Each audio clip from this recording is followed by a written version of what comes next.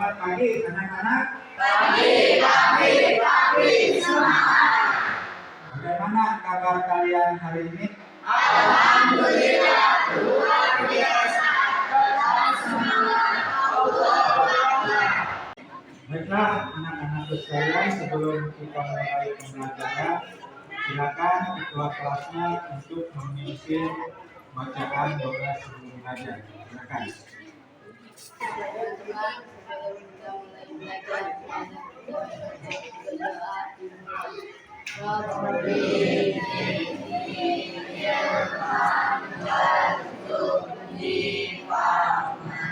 Siapa yang hari ini teman kalian yang tidak hadir? Hadir dan? Kenapa hari ini hadir? Nanti kalau besok masih sakit, kalian bisa menurutnya ya. Baiklah anak-anak, sebelum kita memulai materi pembelajaran pada kita hari ini, sedikit Bapak akan mengulas tentang latar belakang munculnya Khulafaur Rasyidin. Nah, setelah Nabi Muhammad wafat, maka otomatis umat Islam tidak memiliki pemimpin. Nah, atas dasar sebab itu, maka umat Islam memimpin pimpinannya yang disebut dengan sebutan Khulafaur Rasyidin. Nah, itu kronologis awalnya begitu ya. Jadi Nabi kan wafat pada tanggal 12 Rabiul Awal tahun 11 Hijriah. Nah, setelah Nabi wafat itu, makanya umat Islam harus punya pemimpin, atau kalau zaman sekarang kerennya harus punya presiden di kalangan umat Islam. Makanya para kaum muslimin dari Muhajirin dan Ansor bermusyawarah untuk menunjuk pemimpin pengganti Nabi Muhammad. Makanya disebut dengan istilah Khulafaur Rasyidin. Baiklah anak-anakku sekalian, untuk mengingat kembali materi kita di minggu kemarin, Bapak akan bertanya tentang pengertian Khulafaur Rasyidin dan nama-nama Khulafaur Rasyidin. Siapa yang masih ingat pengertian Khulafaur Rasyidin menurut bahasa? Ya, silakan. Baca. Menurut bahasa berasal dari bahasa Arab, al-khulafa berarti yang tidak sulit mendapat petunjuk. Ya, bagus. Selanjutnya, siapa yang mengerti tentang pengertian Khulafaur Rasyidin menurut istilah? Ya, silakan. Pemimpin umat Islam pengganti Nabi Muhammad yang telah mendapat petunjuk Allah untuk meneruskan perjuangan Nabi Muhammad. Ya, bagus. Nah, selanjutnya siapa yang mengetahui nama-nama khalifah Khulafaur Rasyidin? Ya, silakan.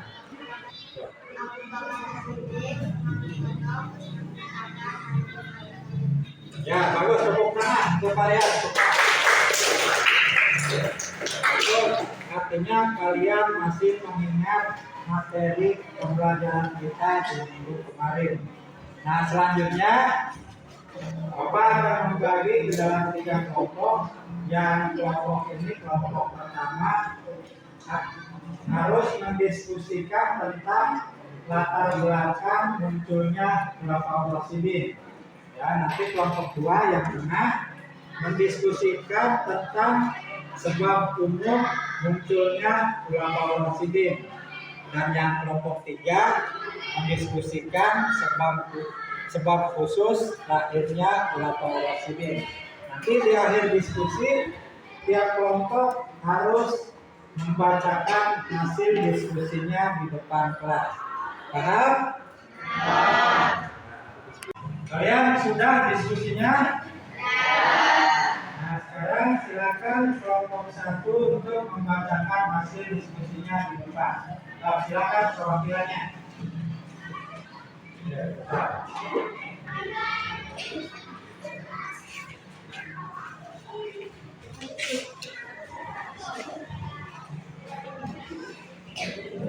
Latar belakang munculnya Khulafaur Rasulidin wilayah Nabi Muhammad SAW pada 8 Juni 632 Masehi atau 10 Rabiul Awal 11 Hijriah. Ketika belum sempat menunjuk dengan secara resmi dalam situasi genting tersebut, umat Islam berkumpul di Saifah Bani Sa'id, Madinah untuk bermusyawarah menentukan kepemimpinan. Terbentuklah proses syura musyawarah yang kemudian memilih Abu Bakar As-Siddiq sebagai khalifah pertama. Sebelum hasilnya dilanjutkan oleh 3 penerus berikutnya melalui proses penunjukan rakyat dan dukungan mayoritas umat. Tradisi kepemimpinan berlandaskan syura inilah yang melahirkan era Khulafaur Rasyidin, di mana stabilitas politik dan penyebaran Islam dapat terjaga hingga memasuki fase pemerintahan berikutnya. Ya? Nah, tepuk tangan untuk kelompok 1. Baiklah, selanjutnya kita akan mendengarkan hasil diskusi dari kelompok 2 tentang sebab umum munculnya Khulafaur Rasyidin. Silakan kelompok 2 membacakan hasil diskusinya di depan. Silakan perwakilannya.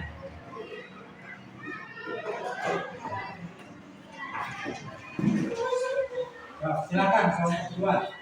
Peristiwa yang menjadi sebab umum karena Khulafaur Rasyidin kemudian akan memilih salah satu nabi Muhammad. Umat itu menyerukan seorang pemimpin untuk mengatur urusan negara dan memerintah seorang rakyat. Kewajiban nabi Muhammad untuk umat Islam. Mengaturkan terjadi konflik antara kelompok dan perpecahan dalam barisan kaum muslimin. Keberanian dakwah dan menegakkan syariat Islam diperlukan untuk pemimpin yang mampu menjaga keseimbangan misi kesinambungan keadilan dalam menjalankan Islam dan menegakkan keadilan.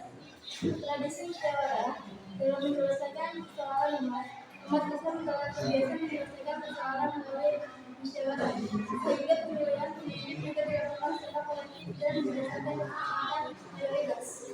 Ya? Nah, silakan. Tepuk tangan untuk kelompok 2. Baiklah, selanjutnya silakan kelompok 3 membacakan hasil diskusinya. Silakan perwakilannya.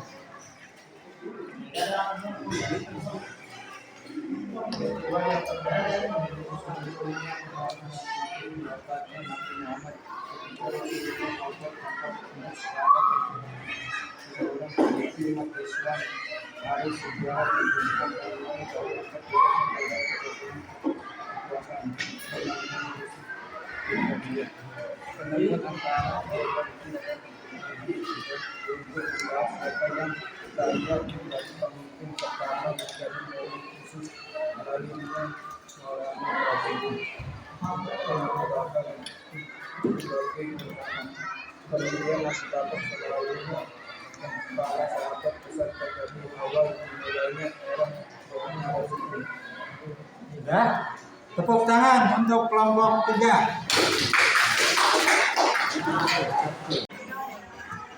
Nah, baiklah, anak-anak sekalian, kita sudah berada di penghujung pertemuan kita kali ini. Tadi hasil diskusi kalian sudah sangat bagus sekali. Kalian sudah memahami tentang latar belakang munculnya Khulafaur Rasyidin tentang sebab umum dan sebab khusus yang melambat belakang munculnya Khulafaur Rasyidin. Oke, dapat disimpulkan dari pertemuan kita kali ini bahwa Khulafaur Rasyidin itu adalah khalifah yang keempat itu yang terdiri dari Abu Bakar As-Siddiq, Umar bin Khattab, Utsman bin Affan, dan Ali bin Abi Thalib yang posisinya menggantikan kepemimpinan Nabi Muhammad setelah Nabi Muhammad wafat. Secara umum, munculnya Khulafaur Rasyidin merupakan kebutuhan umat Islam atas sosok pemimpin. Jadi kalau umat tidak ada pemimpinan, nanti umat Islam akan kacau. Maka melalui proses musyawarah dan baiat dipilihlah khalifah atau yang kita kenal dengan Khulafaur Rasyidin yang terdiri dari 4 sahabat dari kalangan Muhajirin Nabi. Dari sinilah masa kepemimpinan Khulafaur Rasyidin dimulai. Jadi nanti pada pertemuan kita berikutnya kita akan membahas tentang kepemimpinan Khulafaur Rasyidin dan kelanjutannya menjadi dalam sejarah umat Islam. Nah, sekarang sebelum kita mengakhiri pembelajaran hari ini, marilah kita bersama-sama membacakan hamdalah. Ya,